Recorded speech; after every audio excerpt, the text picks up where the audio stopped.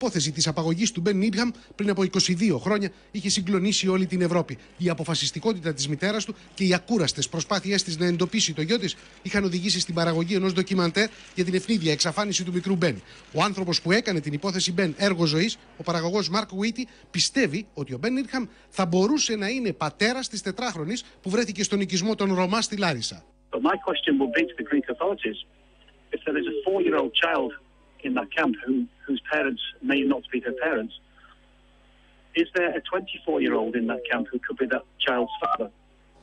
Όπως μας αποκάλυψε ο Mark Whitty, ένας καταβλισμός Ρωμά στη Λάρισα ήταν το επίκεντρο της πιο αξιόπιστης πληροφορίας για ανέβρεση του Μπεν στη διάρκεια της πολυετούς αναζήτησης. In 1997, the British Embassy was contacted by the authorities in Larissa. And the British consul was told that there was information about Ben Needham and that the consul should come up to Larissa and take phone call instructions to go from A to B to C, and then eventually Ben Needham would be handed over. So the British consul came up to Larissa, took phone calls on one of the early mobile phones, went all over the town getting instructions.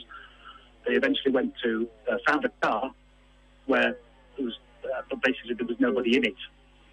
So then there was no handover. Ο Γκόρντον Μπέρναρτ, ο Βρετανός πρόξενος που χειρίστηκε την υπόθεση, παρέμεινε πεπισμένος ότι η παράδοση χάλασε από αστάθμητο παράγοντα και ότι η πληροφορία ήταν αξιόπιστη. There is always the very strong possibility that it was a very cruel hoax and there never was any child to be handed over. But the British Embassy thought the information was credible. And so the British consul travelled from Athens to Larissa to undertake this task, and he was convinced that a handover was going to take place, but then again it never happened. Στην τελευταία επίσκεψή της στην Ελλάδα στις 24 Οκτωβρίου του 2012, η μητέρα του Μπεν έκανε μια ακόμη έκκληση για την ανέβρεση του γιού της. Coming to the island, knowing the search experts are looking for my son was heart-wrenching. But I believe that my son Ben is alive and out there somewhere, but I understand this search had to be done.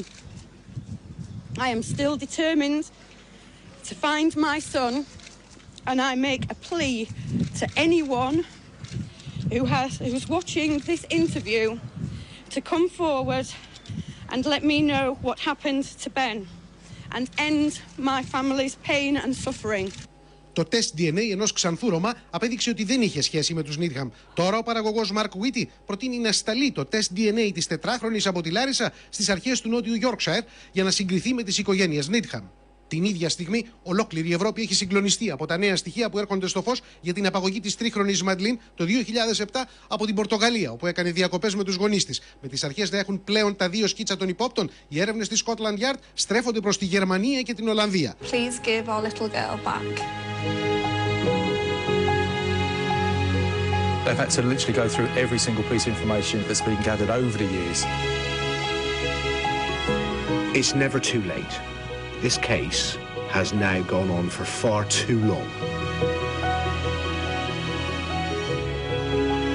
Well, the hope's definitely there. I mean, it has to be.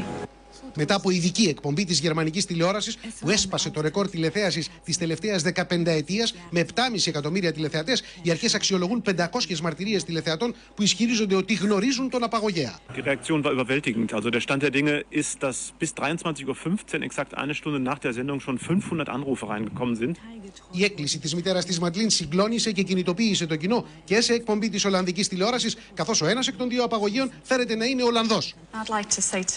Ich würde gerne sagen, alle, die damals in Praia da Luz waren, wenn sie irgendwelche Informationen haben, irgendetwas, was mit der Entführung von Madeleine im Zusammenhang stehen könnte, oder wenn sie irgendetwas wissen, melden sie sich.